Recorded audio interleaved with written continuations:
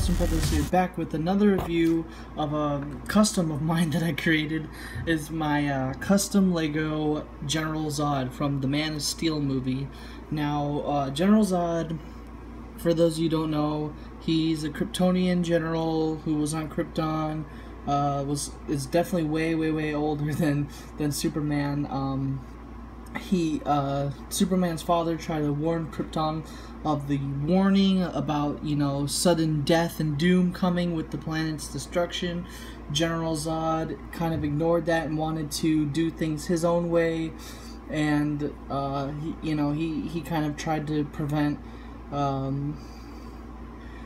he tried to do things his own way. It didn't happen as well as he would like it to. He was sent to the Phantom Zone, and then he came back to Earth something years later and fought with Superman. That's just kind of with the movie. I mean, it's both movie and comic, but it's more what I just said was more from the comic.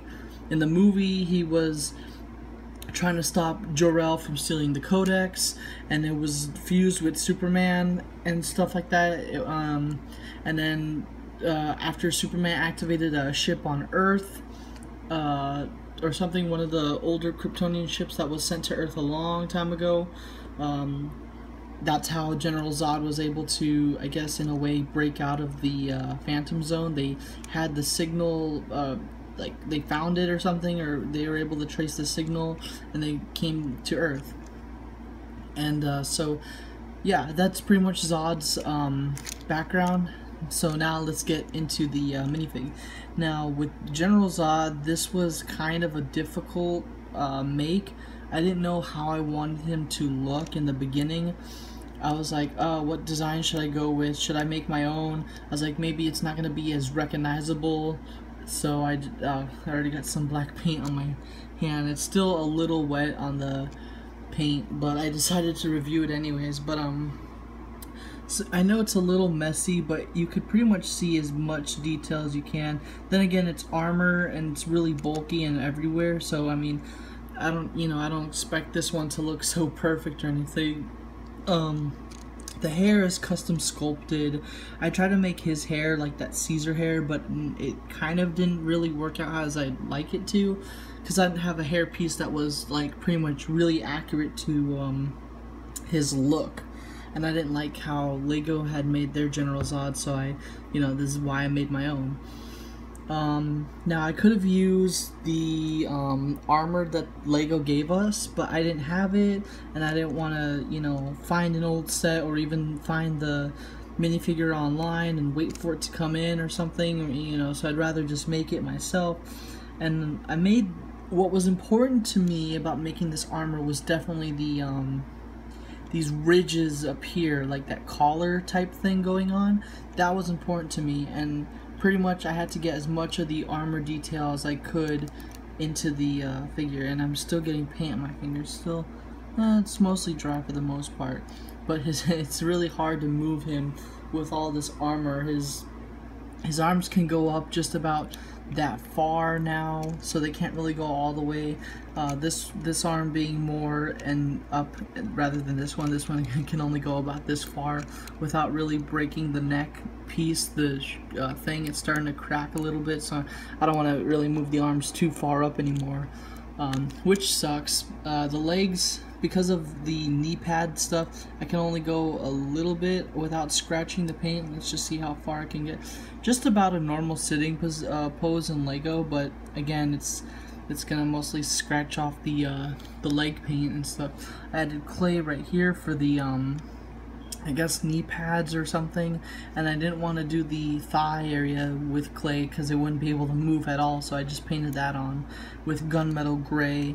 And I also put a little bit of clay on his feet, and I painted the sides gunmetal, even a little bit on the back mixed with some black. And then also I did a little bit of clay here on the back side too, clay on the arms, like pretty much everywhere, and then clay on the chest clearly, and in the hair. So a lot of this is sculpt on top of a minifig, and then the minifig's face kind of just something that I was like, it looks pretty much like that, but the eyes are kind of big. They're not the same to Lego's eye size.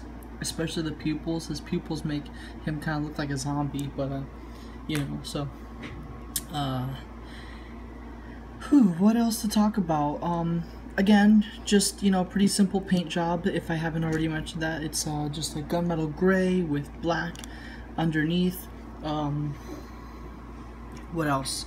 Let's just again compare him to the Superman. This is my New 52 design Superman, and then there's my General Zod custom. I don't know what else to say about this guy. I think hair I covered, armor I covered, paint.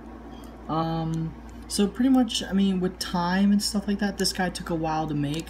If you're gonna make General Zod, you might as well just paint on the armor and stuff like that. It's better to paint it on than to sculpt it. Maybe just the chest, just the whole torso. Maybe if you want to sculpt something, sculpt that. Everything else was kind of hard, and you know, makes him look really. I mean, yeah, the purpose is to make him look bulky, but I feel like it's too much bulk to the point where it's like, you know, trying to articulate this guy is going to be very difficult. Unfortunately, I wish I could have had a second face, but due to my circumstances, I decided to sculpt hair so he does not have a second face, or even a second head for that matter. I would have done a second face with him doing the laser eyes, you know, like Superman does. He has laser eyes. I would have made one of these for General Zod, but unfortunately, because of my limited amount of spare Lego body parts, this is all I can do. So yeah, this is General Zod. This is pretty much the best that I can do. I hope you guys like it. Please leave a comment down below of which custom you want me to make next from either DC or Marvel. I'm still going to be making customs. I have a kind of a few on the list I want to make. It's been super awesome. My name is Super Awesome Brothers, and I'll see you guys next time.